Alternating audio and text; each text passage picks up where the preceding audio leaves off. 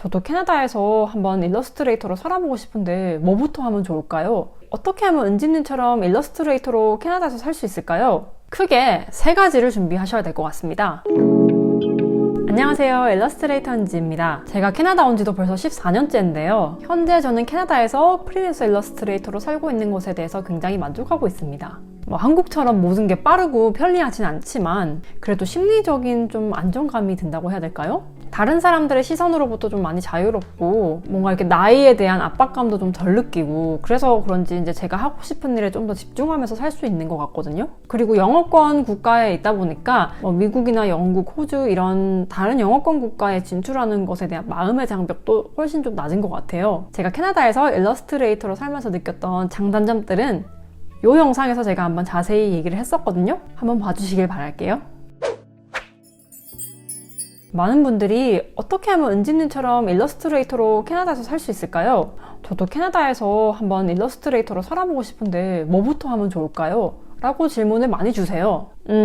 크게 세 가지를 준비하셔야 될 것 같습니다. 첫 번째는 합법적으로 체류할 수 있는 비자, 두 번째는 의사소통을 위한 영어, 세 번째는 일을 할 수 있다는 걸 증명하는 포트폴리오. 이 세 가지가 잘 준비되신다면 좀 더 즐겁고 성공적으로 캐나다에서 일러스트레이터로 생활할 수 있으실 것 같아요. 자, 그중 첫 번째, 비자에 대해서 한번 얘기를 해볼 건데요. 캐나다에서 합법적으로 체류하면서 경제활동을 할 수 있는 비자가 있어야 돼요. 학생 비자, 워킹 홀리데이, 그리고 고용주로부터 지원을 받는 워킹 비자 이렇게 있을 것 같은데 학생 비자는 사실 학생 비자만으로는 일을 할 수는 없어요. 합법적으로. 근데 캐나다에 있는 컬리지나 유니버시티에 진학을 하시면 이제 국제 학생일 경우에 오픈 캠퍼스 워크 퍼밋이나 코업 비자 같은 걸 신청하시면 주 20시간 미만으로 학교를 다니면서 일을 하실 수가 있거든요.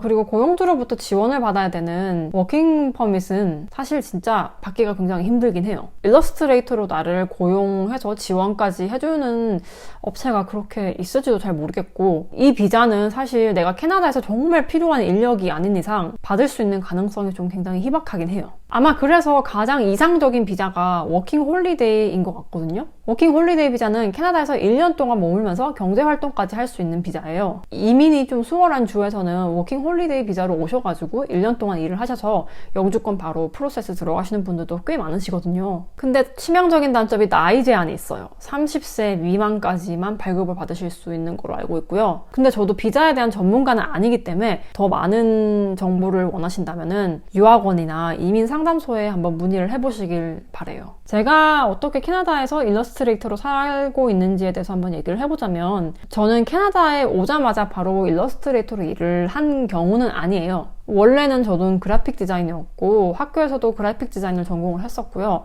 졸업 후에도 디자이너로서 일을 했었어요. 그리고 영주권을 받고 나서 이제 제가 일러스트레이터가 되고 싶다고 결심을 해가지고 준비를 해서 데뷔를 한 케이스거든요, 저는.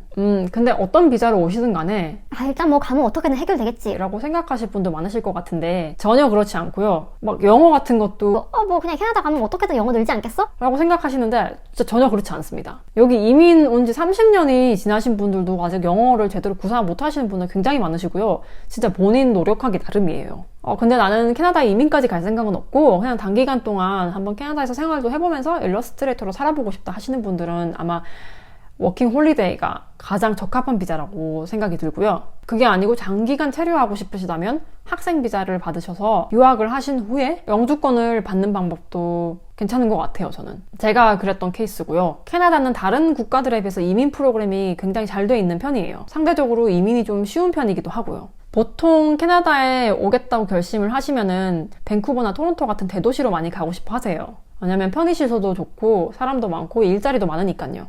근데 이런 대도시의 단점이 생활비가 엄청 많이 든다는 거예요. 예를 들어서 한국에 있는 그런 원룸 있죠, 원룸 아파트?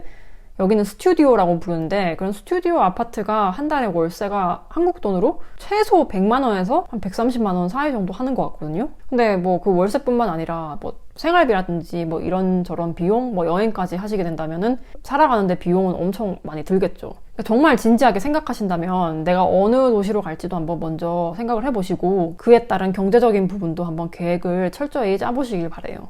그리고 언어 정말 중요합니다. 영어를 어느 정도 하셔야지 일을 구하는데 진입장벽이 좀 낮아져요. 의사소통이 안 되면 아무래도 현지에서 일을 하는 게 힘들겠죠? 근데 영어라는 게 막 캐나다에서 태어나고 자란 사람 그런 네이티브 스피커만큼 완벽하게 할 필요는 없고요.